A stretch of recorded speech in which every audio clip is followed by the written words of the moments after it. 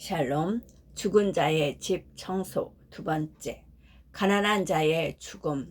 주로 가난한 이가 혼자 죽는 것 같다. 때때로 부유한 자가 혼자 살다가 자살하는 일도 있지만 자살을 고독사의 범죄에 포함하는 문제는 세계적인 인류학자들 사이에서도 의견이 분분하니 일단 논외로 하자.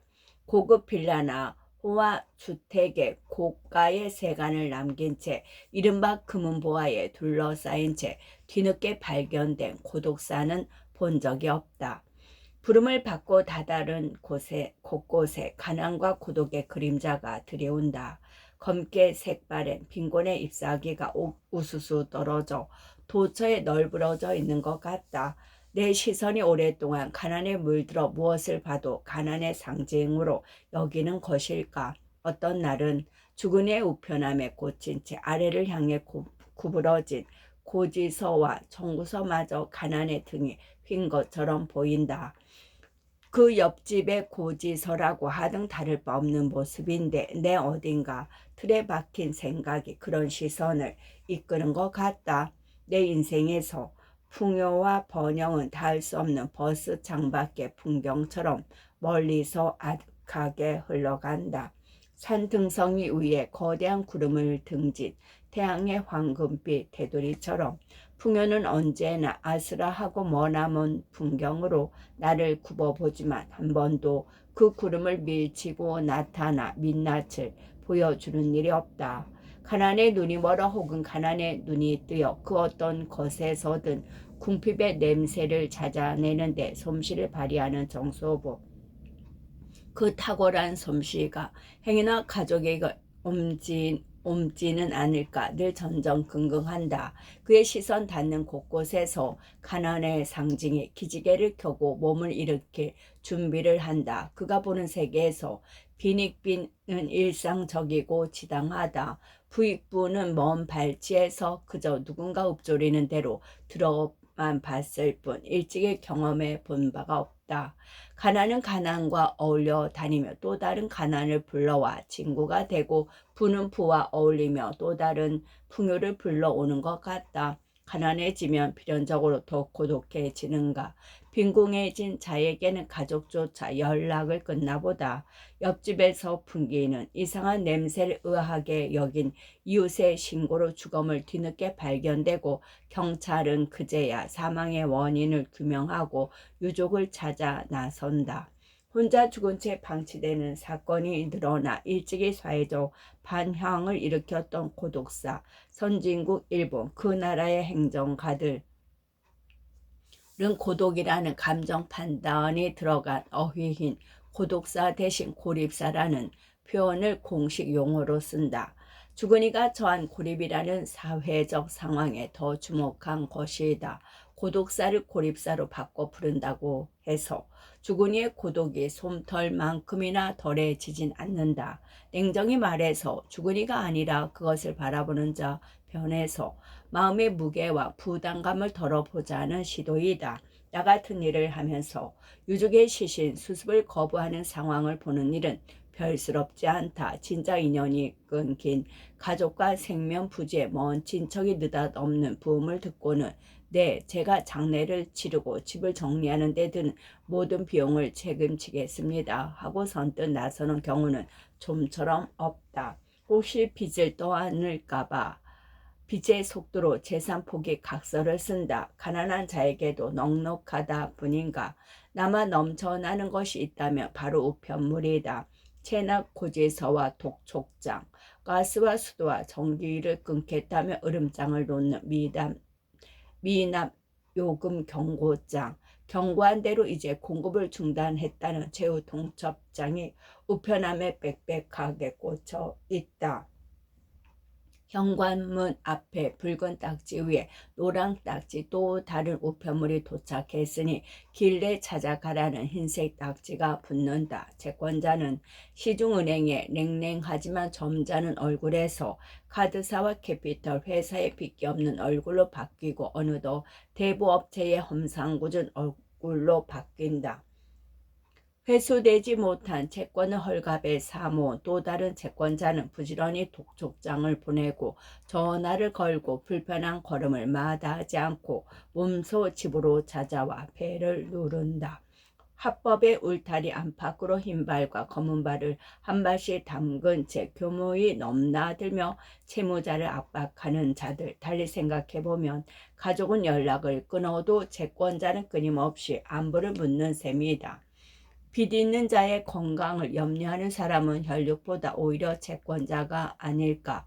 수십억 원대의 빚을 하루하루 열심히 일하며 갚아 나간다고 용기 있게 고백한 가수 출신의 방송인에게 채권자들의 건강보조식품을 보내주며 응원한다는 얘기를 듣고는 마음이 복잡했다.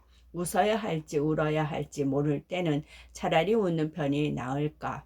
돌려받을 돈이 있는 자는 그 누구보다 빚진 자가 건강하고 오래오래 살아있길 바랄 것이다. 빚을 모조리 회수하는 그날까지. 한 젊은이가 목을 메어 자살했다는 청담동의 한 빌라 건물에 도착했다. 언뜻 보기엔 부촌의 언덕배기에 새로 지어 올린 전형적인 고급 빌라다. 건물 현관에 청소와 소독 장비를 내리고 뒤에 있는 주차장 쪽으로 돌아가자 여기저기 금이 간 붉은 벽돌과 군데군데 바스러진 시멘트로 마감한 낡은 벽면이 드러난다. 리모델링 공사를 거쳐 전면부를 갈아내고 실내마저 새 것으로 바꿨지만 어째서인지 건물의 뒤쪽까지는 손보지 않았다. 흡사 청년의 가면을 쓰고 턱시도까지 차려입은 노인이 굽은 허리를 짐짓 곳곳이 세운 채 안간 힘을 쓰며 활보하는 헐리윈의 뒤안길처럼 쓸쓸하다. 그가 살던 202호 현관문에는 전기 공급 제한 예정 알림이라는 굵은 고딕체에 제목이 붙은 노란 딱지가 붙어 있다.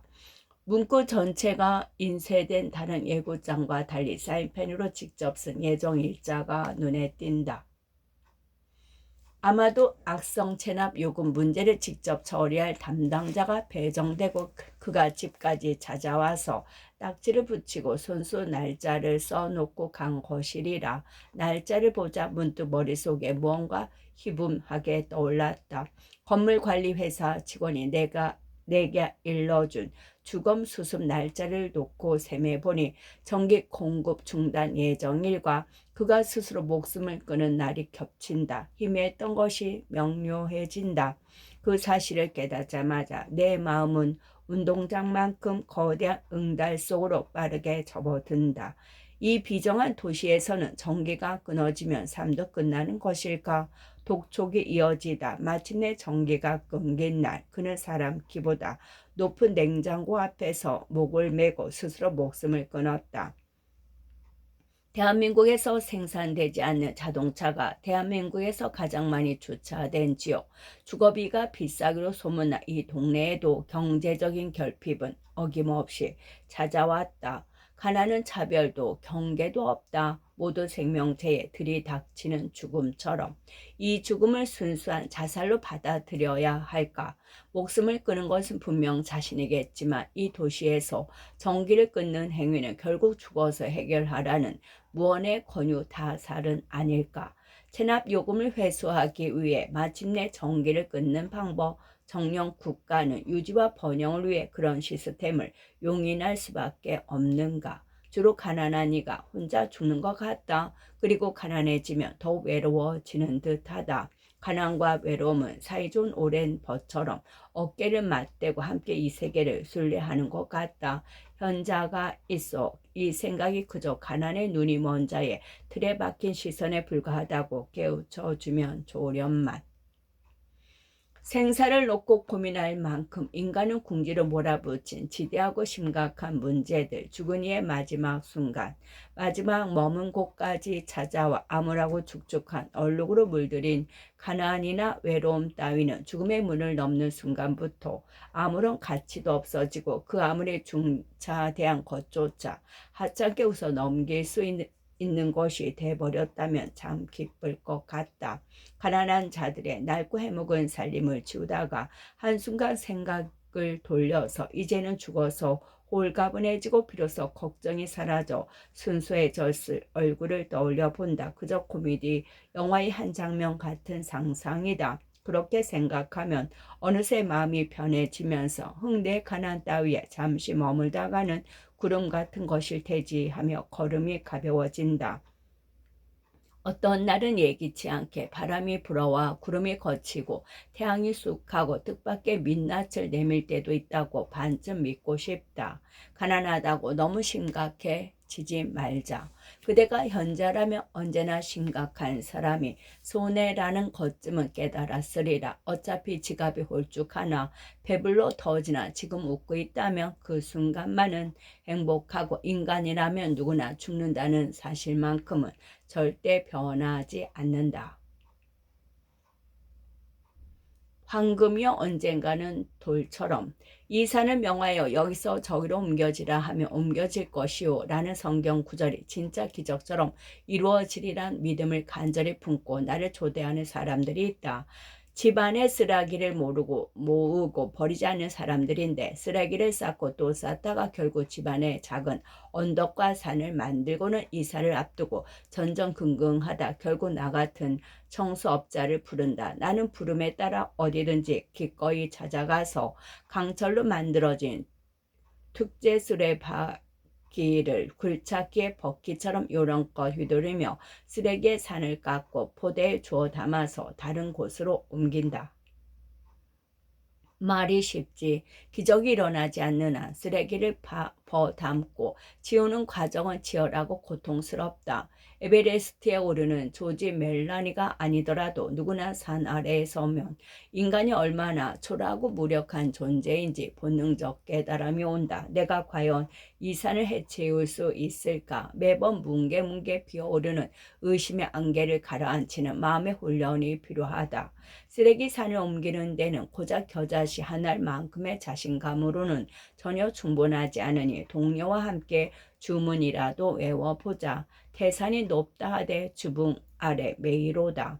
참으로 불가사의한 것이 있다면 쓰레기가 극도로 쌓인 집에 동전과 지폐가 어느 곳에나 흩어져 이리저리 나뒹군다는 점이다. 꽤 오랫동안 이런 집을 맡아왔지만 예외 사례를 찾기란 더 힘들다. 돈이 음식물에 뒤섞여 방바닥에 잔뜩 흩어져 있고 책상 위나 싱크대 위 화장실을 가리지 않고 곳곳에 애넘느레하게 널브러져 있다. 심지어 탕수육 소스가 담긴 그릇이나 변기 안에서 동전을 꺼낸 적도 있다. 마침 지진이라도 일어나 그대로 매몰되면 현행 화폐가 걸쭉한 전분 소스에 코팅되어 또렷하게 보존된 화석으로 발견될지도 모른다. 돈과 쓰레기의 구별, 즉 가치 있는 것과 없는 것의 경계가 허물어져 자본주의적 특징을 무색하게 만드는 이 상황. 쓰레기를 모으는 이야말로 황금 보기를 돌같이 하라는 정빈 사상을 몸소 실천하는 군자인지도 모른다. 악학괴범을 집대성한 조선의 대표적인 뮤지션이자 만담가 성현이 쓴 수필집 용제종화에 최영 장군의 붉은 무덤에 얽힌 기이한 설화가 실려있다. 고려 문신으로서 산부 간관을 지낸 바 있는 최원직의 견금 여토라는 유훈을 일생의 신조로 삼은 그의 아들 최영 장군이 우리나라에서 대표적인 정빈의 아이콘이 되는 과정이 재미나게 묘사되어 있다. 이 이야기에 따르면 최영 장군이 만년에 내가 탐욕하는 마음이 있다면 내 무덤에 풀이 자랄 것이고 만일 그렇지 않다면 풀이 나지 않을 것이다 라고 후원장담했는데 최영이 죽은 뒤 실제로 무덤에 풀 한 폭이 자라지 않아서 여전히 붉은 흙만 덮여 있었다고 한다. 그 당시에 정말 풀이 안 자랐는지는 몰라도 현재는 경기도 기념물 제23호로 지자체의 관리를 받다 잔디가 촘촘하게 잘 자라고 있다. 집안의 쓰레기를 극단적으로 모으는 이야말로 돈 보기를 쓰레기처럼 하니 고려에서 시작된 최원직의 유훈을 이어받아 몸소 실천하는 우리 민족훈의 계승자라고 할 만하다. 이런 군자의 집을 청소하러 온 일개 정소부에 불과한 나는 황금을 돌처럼 보기는커녕 10원짜리 동전 하나도 빠뜨리지 않고 주인에게 돌려줘야 한다. 그것이야말로 나를 귀히 써준 군자에 대한 도리이자 보은이 아니겠는가. 결국 일하는 내내 쓰레기는 쓰레기대로 모으면서 동전과 지폐를 따로 모아야 하는데 사실 이것이 보통 귀찮은 일이 아니다. 쓰레기 산 곳곳에 쑤셔 박힌 편의점 봉투 어딘가에 들어있거나 방바닥에 납죽 붙어있는 동전을 주워 모으기란 결코 쉽지 않다. 동전을 집어 올리고자 매번 고무 장갑을 벗기도 번거롭거니와 그때마다 윗몸을 굽혔다가 펴자면 허리가 들쑤신다.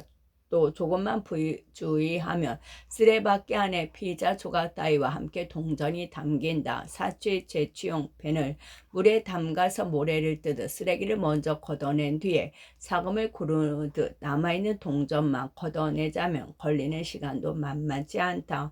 아직 일을 시작한 지 얼마 되지 않았을 때는 이 과정이 진절머리 나고 화가 솟구쳐서 이런 반문이 절로 터져나왔다. 아니 도대체 왜 이들은 돈 관리에 이토록 허술한가? 비록 적은 금액일지언정 동전이나 지폐를 이따위 쓰레기 속에 내팽개쳐 두는 것이 온당한가? 하지만 이를 하루 이틀 되풀이하고 산을 옮기는 고달픈 기적을 한 해 두 해 반복하다 보니 신압으로 내 생각의 날카로운 면은 물러지고 감정의 뾰족한 데는 묻어나게 다듬어졌다. 이런 쓰레기 산을 보금자리로 받아들이고 자신의 고귀하신 몸을 눕히는 일조차 아무런 어려움을 느끼지 않는 이에게 그깟 돈 따위가 쓰레기와 함께 나아되는 것이 대체 뭐라고 과연 대수롭다고 할 만한 일인가? 어느덧 나도 쓰레기와 한 통 속이 되고 오물과 함께 나 뒹굴며 울고 웃는 삶을 천직으로 받아들인 셈일까? 어째 등정 한번 제대로 안 해보고 노장 산악인의 조연함을 흉내내는 것 같다.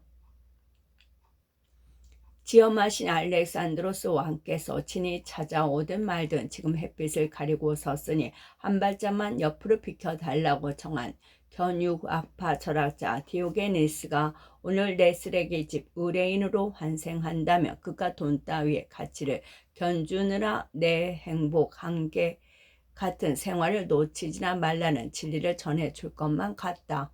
오늘도 쓰레기에서 돈을 골라내는 과정이 차마 즐겁다고 말하지는 못하겠지만 그런대로 견딜 만하다. 상황이 개 같다는 점은 여전하지만 널널한 개 같은 삶이야말로 행복하다는 주장 역시 삶의 한 방편으로서 유효하기에 반박하기보다는 슬슬 순응하는 쪽으로 몸을 들고 있다. 황금이여 언젠가는 침묵의 돌처럼 쓰레기여 어느 날에는 빛나는 정금처럼 귀하고 전함의 분별에서 자유를 찾은 자에게 모든 순간이 행복이여라. 오줌 페스티벌. 별스럽긴 하지만 대수롭지도 않은 일이라고 생각했다. 30개 많아봐야 50개 정도의 페트병이 있는데 그걸 지워달라. 다만 그 안에는 오줌이 들어있다. 괴상한 의뢰이긴 했지만 병을 모두 비우고 전기소독기로 실내를 살균하고 나오는 시간까지 고려해도 1시간이면 끝낼 수 있으리라. 일이 끝나면 오후 시간을 오롯이 여가를 보낼 수 있다. 생각이 여기까지 미치자 운전해서 그 오피스텔까지 가는 길이 몹시 즐겁다. 의뢰 2, 3일이 걸리는 평소 일에 비하면 간단한 일이다. 여기에 누군가의 죽음도 개입되지 않았고 따로 처리해야 할 골치 아픈 살림도 없다. 공중에 떠가는 깃털을 발견하곤 후후 바람을 불면서 땅에 떨어지지 않고 얼마나 버티는지 지켜보는 것 같다. 도착하셨어요? 지금 제가 그리로 갈게요. 그리고 집주인들도 곧 오실 거예요. 저도 그 안의 상태를 확인해야 해요. 가벼운 일거리치고 무대에 출연하는 배우가 많은데 전화로 일을 부탁하고 이곳까지 우리를 정한 젊은 여성은 부동산의 대표가 아니라 실장이라는 직책을 맡고 있을 것이다. 실장은 대개 고객이 원하는 적당한 거처나 사무실을 찾을 때까지 동행하며 손수 안내하는 역할을 담당한다. 그녀의 밝고 높은 음정의 목소리가 휴대전화기 너머로 선명한 여운을 남긴다. 우리는 문 앞에 살균 장치와 크고 작은 공구 박스, 가방 따위를 내려놓고 출연자들이 늦지 않게 등장하길 잠자코 기다린다.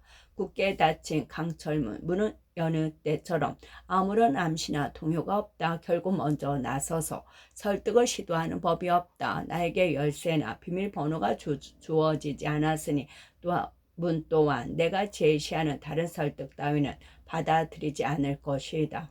문 앞에 오래 머물면 마치 거대한 전신 거울 앞에 서 있는 것 같을 때가 있다. 그 어떤 것도 반사하거나 담아내지 않는 암담한 거울. 하지만 이 막막한 문은 시간이 지나면 슬그머니 내가 전 마음 상태를 보여준다. 불가의 면벽수행 같은 것일까? 막막함은 때로 내면에 눈을 뜨게 한다. 지금 나는 무슨 생각에 골몰하는가?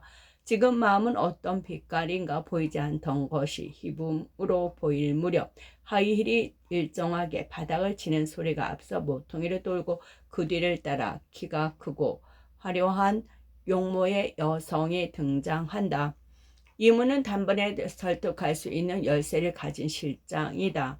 그녀가 앞장서서 문을 열자 뜻밖의 펼쳐진 쓰레기 동상과 끝없이 늘어선 페트병에 압도되어 우리는 한동안 입을 열지 못했다. 문을 닫은 채 내면의 눈을 뜨기는커녕 문을 열고 그 앞에 펼쳐진 생생한 광경마저 눈 감고 외면하고 싶다. 실장님, 오줌이 든 페트병이 50개가 아니라 3,000개, 아니 5,000개는 충분히 넘을 것 같은데요. 네, 저도 집주인께 전화로 그냥 간단한 일이라고 설명을 들었어요. 그런데 이건 정말 어처구니가 없네요. 진짜 황당하네. 우리가 그 안에서 벌어진 상황을 둘러보며 감탄할 때 집주인으로 보이는 중년 남녀가 늙은 부모를 모시고 함께 나타난다. 비로소 모든 출연진이 무대에 등장했다. 그들은 상황을 이미 아는지 문 안으로 굳이 들여오려 하지 않는다. 어쩌면 늙은 부모가 이 집의 실질적인 소유주이고 자식은 대리자이리라. 널따란 방 하나에 복층이 딸린 구조로 이루어진 오피스텔 바닥은 오줌이 담긴 페트병으로 가득하다. 이미 화장실과 간이부역 앞에는 오줌 페트병이 뺏고 가게 들어차 발을 디딜 공간조차 없다. 복층은 물론이고 연결된 계단에도 오줌이 든 페트병으로 가득하다. 페트병뿐만 아니라 피자나 족발 같은 배달 음식 쓰레기가 실내 곳곳에 작은 산을 이루고 있다. 버려진 탄산 음료캔만 1,000개는 넘는 것 같다. 문 앞에 서 있던 집주인들은 우리에게 이것을 모두 치워 깨끗이 만들 수 있는지 조심스레 묻는다. 처음엔 집주인이 나서서 이런 일을 대행해 줄 사람을 찾고자 백방으로 수소문했지만 결국 찾지 못했는데 마침 부동산 실장이 우리 회사를 찾아내어 대신 불러준 것이라고 한다. 이 집에 벌어진 상황을 축소해서 알린 데는 그런 사정과 이유가 있었다. 일단 누구라도 와주면 좋겠다. 그리고 만나면 상황이 이 지경이니 도와달라고 설득하겠다. 듣자 하니 세입자가 집을 비우지 않는 문제로 소송을 해왔고 마침내 임대인이 승소하여 지을 수 있다는 법원의 판결을 받았다고 한다. 법률상 세입자가 버린 쓰레기조차 임대인이라고 허락 없이 손댈 수 없다. 버릴 생각이 없다면 쓰레기도 누군가에게 귀중한 재산이다. 이곳에 오면서 떠올린 가벼운 깃털 이미 어디론가 날아가고 이 많은 오줌을 어느 세월에 비울까 하는 근심이 신압으로 차오른다. 오줌이 든 페트병은 대체로 맥주처럼 맑은 갈색을 띈다. 서너 병만 남아 있었다면 치킨 전문점에서 배달해온 생맥주처럼 보일 것도 같다. 검은색에 가까운 아주 짙은 색이 있는가 하면 레몬처럼 맑은 색, 그리고 시판되는 생수처럼 투명한 색의 오줌도 있다. 이 병 안에 든 오줌을 모두 부어서 한데 모으면 대중 온전에 커다란 욕조 하나쯤은 가득 채울 것 같다. 시험삼아 페트병 몇 개 뚜껑을 열고 내용물을 병기에 부었다. 묵은 오줌을 처리하는 일의 핵심 문제는 역겨운 냄새가 아니라 두통을 유발할 정도로 지독한 가스라는 결론. 우리는 서둘러 방진 마스크를 벗고 방독 마스크로 바꿔 썼다. 마치 인생 최고의 행운을 맞이하여 밤새 작축 파티라도 열듯 병 10개를 열며 그중 한두 개 꿀은 삼페인처럼 펑 하는 소리와 함께 뚜껑이 천장을 향해 뛰어 올랐다. 바야흐로 빈티지 와인처럼 생산 시기별로 잘 숙성된 오줌을 따르며 축제를 벌이는 시간이다. 끝도 없이 뚜껑을 열어 오줌을 쏘아 붓자니 허리가 쑤시고 급기야 손목이 덜덜 거린다. 허벅지까지 튀어오르는 오줌방울을 피할 재간도 없다. 방독가스에 호흡 밸브 안쪽으로 땀이 고여 일하는 내내 짭짤하다. 가혹한 페스티벌이다. 들여올 수는 있지만 문 밖으로 내보낼 수는 없었는가.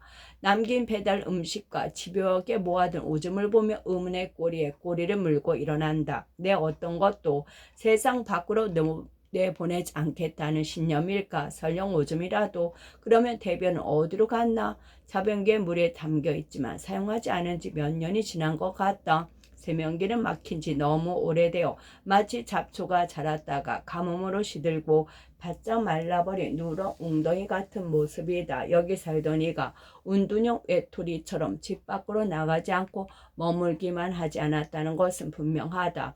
자신은 들었지만 자신의 것은 문 밖으로 내보내지 않았다.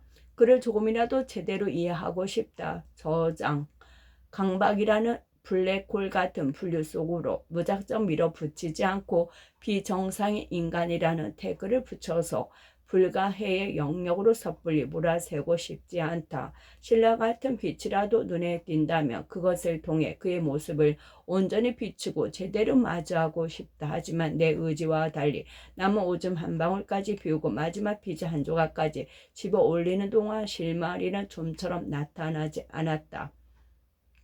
거대한 절문 뒤에 또 다른 옹벽이 서 있어서 그를 가로막은 것 같다. 이 집에 들어서기 전에 마주했던 암담한 거울이 다시 내 앞을 가로막는다. 막막함은 또 다른 눈을 뜨게 한다. 그를 들여다보려다가 결국은 나를 바라본다. 이해할 수 없는 사람이 만들어 놓은 이해 불가의 쓰레기를 수습하러 온 나는 누구인가? 내가 이곳에 있는 진짜 이유는 무엇이고 지금 나는 무엇을 발견하려고 하는가? 그는 왜 나라는 인간에 이해되어야 하는가? 굳이 내 판단의 사슬에 그를 옥죄어야만 하는가? 그의 쓰레기를 대신해서 지우는 것 같지만 사실은 내 삶에 산적한 보이지 않는 쓰레기를 지우는 것 같다. 내 부단한 하루하루의 인생은 결국 쓰레기를 지우기 위한 것인가? 질문이 꼬리에 꼬리를 물고 일어난다. 해답도 없고 답해 줄 자도 없다. 면벽의 질문이나 의뢰 그런 것인지도 모른다. 질문이 또 다른 질문을 끊임없이 초대하는 세계. 오랜 질문들과 새로운 질문들이 만나 서로 인사를 나누고 건배를 재창하는 더들썩한 축제 같다. 애초 1시간을 예상했던 이를 꼽아 이틀이 걸렸다. 첫날 문을 열고 입을 다물지 못했던 부동산 실장 일이 다 끝났다는 내 연락을 받고 확인차 방문하여 역시 입을 다물지 못했다. 그 쓰레기들 다 어디 갔나요? 흔적도 없이 사라졌네요. 꼭 꿈을 꾼 것 같아요.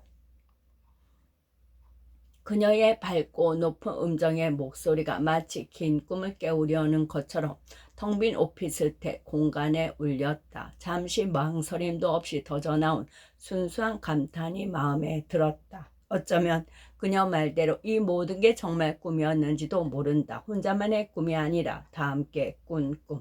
꿈속에서 그는 끝도 없이 쓰레기와 오줌을 모으는 역할, 나는 어떤 쓰레기인지 마다하지 않고 군말 없이 지우는 역할을 맡았는지도 모른다. 실장은 그 과정을 쭉 지켜보고 놀라고 감탄하고 집주인들에게 결과를 전달하는 역할인지도 모른다. 생각해보면 참 지저분하고 냄새가 고약한 꿈이다. 그런 꿈 같은 생각을 하자 마음은 한없이 가벼워졌다. 원래 이 집에 있던 것보다는 좀 더 많은 것이 함께 사라진 듯하다. 고양이 들어 올리기. 고양이가 죽었다는 전화를 오늘만 3번 받았다. 왠지 내가 거대한 낫을 휘둘러 고양이의 목숨을 거두어가는 사신이 된 것만 같다. 고양이는 가족으로 받아들이고 함께 산 지 10년이 넘은 애모인으로서 개인적인 바람이야. 고양이가 벗어놓은 양말이 있다면 몰래 다랑어 캔이라도 넣고 가는 산타크로스가 되고 싶지만 어쩌다 보니 고양이가 죽으면 들이닥치는 그림 리퍼가 된 것 같다. 오늘따라 이렇게 전화가 쇄도하는 까닭은 그저께까지 내린 비 탓이다. 장마 동안 비를 맞은 고양이가 구석진 곳으로 피해서 추위를 견디다가 저체온증으로 죽고 결국 그 썩어가는 냄새가 사람을 괴롭힌다. 부패한 고양이 전문이라면 비즈니스를 하는 곳을 없으니 자꾸 찾다가 결국 나 같은 더럽고 냄새나는 일조차 가려지 않는 자를 부른다. 냄새도 냄새지만 고양이 시체 주변에 파리가 들끓고 구더기가 바글거리니 어지간한 강심장 아니면 나서기 힘든 일이다. 건강하게 살아있는 동안 고양이는 아름답고 우아하다. 일정한 훈련을 거쳐야 하는 개와 달리 태생적으로 용변을 가리고 스스로 핥으면서 몸 단장을 한다. 지방 소도시나 북한산 국립공원 진로 주변에서 우연히 마주치는 들개의 지저분하고 어딘가 쫓기는 듯한 초췌한 모습에 비하면 길고양이는 언제나 단아한 자태를 뽐낸다. 사람과 멀찌감치 떨어져 뺀 내백이 충분한 거리에 있다면 눈을 감은 채 햇볕을 쬐며 여유작작한 모습을 보여준다. 우아함에 매혹된 인간은 오랜 시간 고양이를 사랑해왔다. 고대 아이집투스의 부마스티스 시민은 키우던 고양이가 자연사하며 상복을 차려입고 눈썹을 깎아서 애도를 표했다고 한다. 그뿐만 아니라 도시에 따로 마련해둔 신성한 방에서 고양이 사체를 미라로 만들어 장례를 치렀고 이를 위해 방부처리 전문가를 고용했다. 이집트 고대 벽화에서 흔히 볼 수 있는 형상인 사람 몸에 착할 머리를 한 아누비스는 장례 집정과 방부처리 미라를 관장하는 신이기도 하다. 아이집투스의 신성 고양이라는 인간과 다르게 대하지 않았다. 반려동물 문화가 붐을 일으키고 세대에서 세대로 전승되면서 어쩐지 뒷전에 밀려있던 고양이가 언젠가부터 전폭적인 사랑을 받고 있다. 한때는 아기 울음을 연상시키는 이유로 재수없다고 하여 불길한 상징으로 여겨지던 길고양이에게 꾸준히 먹이를 주며 돌보는 지역별 캣맘이 생겼다. 고양이를 반려동물로 받아들인 자가 그 사랑스러움에 매료되어 모시는 지경에 이른 자신을 집사라고 자칭하는 모습이 이제 낯설지 않다. 사랑받는 만큼 버림받는 고양이도 많다. 응석을 부리며 잘 살다가도 돌연 집 밖으로 뛰쳐나가 스스로 야생의 삶을 선택하기도 한다. 그렇게 길고양이가 되어 밤낮 없이 도시의 구석 곳곳을 드나들며 스스로 번식 행동을 한다. 2달이면 너끈히 4-5마리를 출산하는 고양이는 개체 수가 기하급수적으로 늘어서 도시의 또 다른 문제가 되었다. 그리고 그런 고양이는 도시 곳곳에서 죽음을 맞는다. 좁은 골목과 담과 담 사이, 지붕 위와 지하실, 다세대 주택의 보일러실, 노래방 전장과 창고의 처마미, 시동을 지 오래되지 않은 자동차의 따뜻한 엔진룸, 비와 바람, 여름 한낮의 열기와 한겨울의 바람과 추위를 피할 수 있는 곳이라며 그 어떤 좁고 위험한 곳이라도 고양이의 안식처가 되고 바로 그곳이 고양이의 사지가 된다. 죽은 자의 집을 치우는 일과 죽은 고양이를 거두는 일 중 어느 쪽이 더 곤란하냐고 묻는다면 잠시도 지체하지 않고 고양이를 거두는 쪽이라고 말하고 싶다.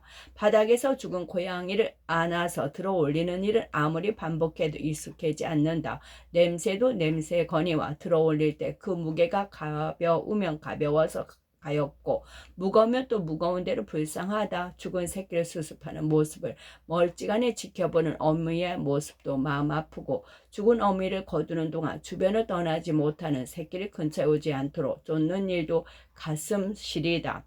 동물과 직접 소통하는 신비한 능력을 갖추었다는 애니멀 커뮤니케이터에 의하면 고양이는 인간과 유사한 희로애락을 느낀다고 한다. 사실인지 어떤지 모를 그런 이야기까지 듣고 나니 평소에도 무심하게 지나는 길고양이를 바라볼 때마다 애처롭다.